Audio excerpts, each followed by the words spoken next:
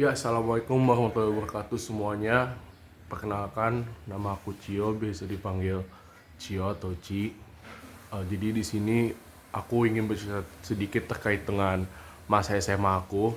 Jadi pertama-tama aku kan berada di SMP yang di Jakarta ya. Lalu pas SMA aku pindah ke Depok. Nah, itu tuh menjadi sebuah culture shock buat aku sendiri gitu loh. Kenapa? Soalnya pada saat di Jakarta pertemanan aku tuh sangat berbeda dengan saat di Depok gitu loh.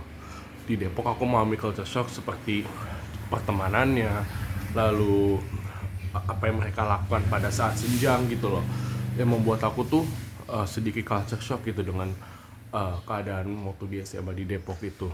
Tapi setelah aku bisa beradaptasi, akhirnya aku bisa berteman dengan teman-temanku yang ada di SMA aku. Walaupun seperti itu, aku sedikit mengalami culture shock juga dengan teman-temanku juga yang ngelakuin ini itu yang membuat aku juga bingung gitu loh.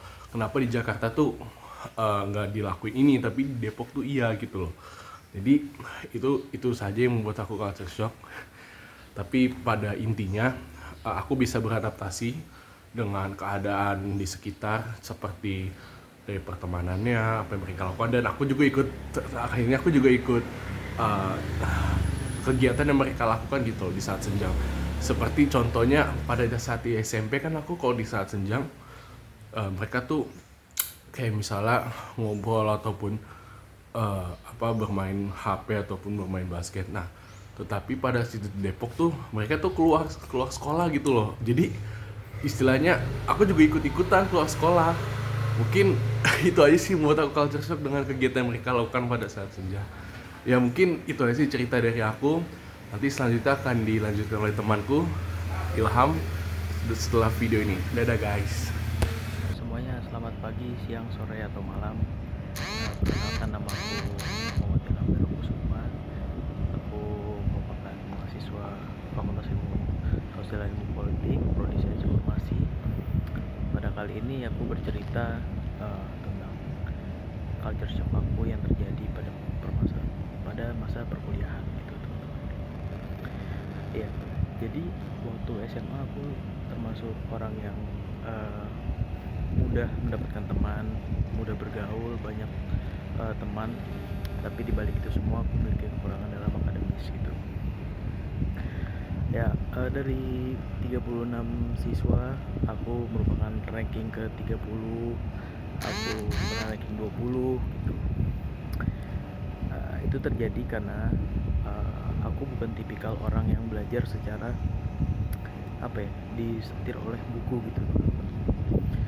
Disetir dalam buku ini maksud aku kayak kalau di SMA kan kita belajar kayak A adalah yang ada di buku itu gitu. Misalkan sejarah ini mengatakan bla bla bla bla.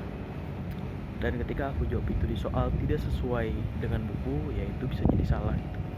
Dan aku kaget sebenarnya ketika masa perkuliahan aku melihat banyak sekali orang-orang, mulai dari yang pinter banget sampai yang santai banget gitu. Tapi di perkuliahan aku justru seneng gitu. Apalagi aku mahasiswa fisik yang notabene menjawab pertanyaan, menjawab soal di UTS itu kebanyakan dosennya memberikan bagaimana opini Anda, bagaimana pendapat Anda, dan aku cukup senang karena kita dipaksa, pola pikir kita diasah gitu. Pola pikir kita diasah tentang bagaimana mencari opini terhadap tema tersebut gitu. Ya, dan alhamdulillahnya aku di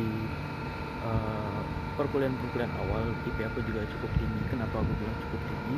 Karena aku berkaca dari nilai akademik aku waktu SMA. Ya, mungkin sekian saja cerita tentang culture shock yang aku bawakan pada kali ini. Ya, terima kasih. Selamat pagi, siang, sore, atau malam semuanya.